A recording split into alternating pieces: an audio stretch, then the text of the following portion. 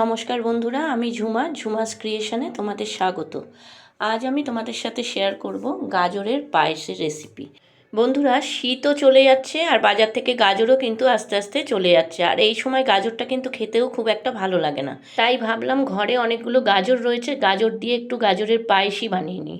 আর তোমরা দেখেই বুঝতে পারছো এটা কতটা সুন্দর হয়েছে, খেতেও কিন্তু অসাধারণ হয়েছে। আর এটা কিন্তু খুব হেলদি একটা রেসিপি, বাচ্চা থেকে বড় এটা সবাই কিন্তু খেতে পারো। তাহলে চলো বন্ধুরা, আমি কিভাবে করেছি এই গাজরের পায়েস তোমাদেরকে দেখিয়ে দিই। প্রথমে গাজরের খোসাগুলো পাতলা করে ছাড়িয়ে নিয়েছি, ছাড়িয়ে নিয়ে ভালো করে ধুয়ে আমি গ্রেটারে এটা গ্রেট করে নেব। দেখো বন্ধুরা, গাজরটা কিন্তু এইভাবে গ্রেট করে নিতে হবে। একদম সরুও হবে না, আবার একদম মোটাও হবে না, ঠিক এই রকমই হবে। এইভাবে সব গাজরগুলো আমি গ্রেট করে নিলাম। এইবার কড়াইতে আমি 2 চামচ গাওয়া ঘি দিলাম। ঘিটা গরম হলে ভালো করে কড়ার চারপাশে ছড়িয়ে দিলাম। এরপর যে গ্রেট করা গাজরগুলো ছিল সেগুলো আমি ঘিয়ের মধ্যে দিয়ে দিলাম। এবার ভালো করে কিন্তু গাজরগুলোকে ভেজে নিতে হবে। গাজরে যেটা জল থাকবে সেই জলটা যখন একেবারে শুকিয়ে যাবে তখন জানবো গাজরটা ফ্রাই হয়ে গেছে।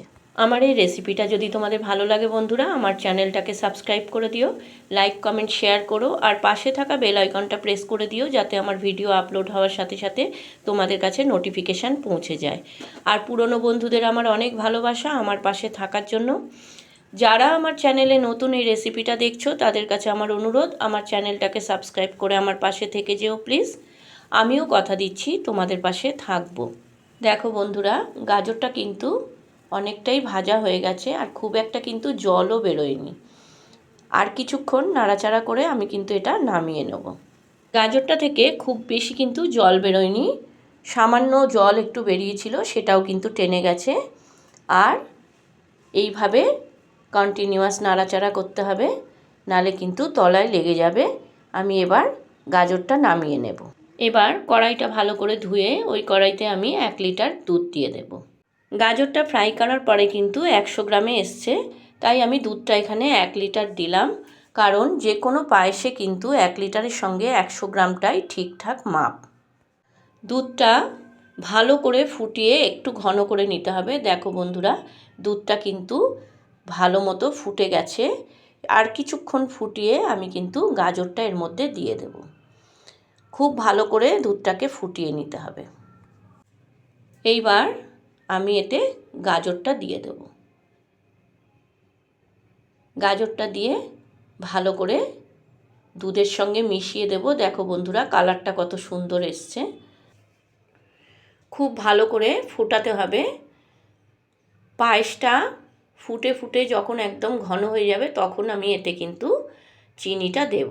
যেহেতু গাজরের একটা নিজস্ব রং আছে, তাই জন্য আমি কিন্তু এতে কোনো গুড় ব্যবহার করলাম না বা বাতাসা ব্যবহার করলাম না।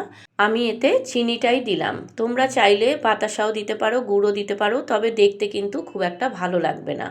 আর চাইলে তোমরা মিছরিটা দিতে পারো। মিছরিটা দিলে কিন্তু খুব সুন্দর খেতে হয়। দেখো বন্ধুরা, পায়েসটা ফুটে ফুটে ঘন হয়ে গেছে। এবার আমি এতে 2.5 কাপ চিনি দিলাম, প্রায় 300 গ্রাম মতো চিনি দিলাম।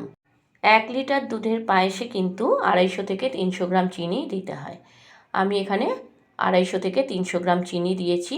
এইবার আমি এতে দেব 10-12টা কাজু বাদাম আর কিশমিশ, আর দিলাম 4টে ছোটো এলাচ ফাটিয়ে। এবার খুব ভালো করে এটাকে ফুটিয়ে নিতে হবে। আরও একবার ফুটিয়ে ফুটিয়ে যখন একদম ঘন হয়ে যাবে আমি একটা সার্ভিং বলে এটা ঢেলে নেব।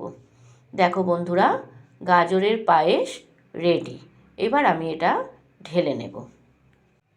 দেখো বন্ধুরা, গাজরের পায়েস হয়ে গেছে। দেখতে কেমন লোভনীয় হয়েছে, খেতেও কিন্তু অসাধারণ হয়েছে। ছোট বাচ্চা থেকে বড় সবাই কিন্তু এই পায়েসটা খেয়ে খুশি হবে।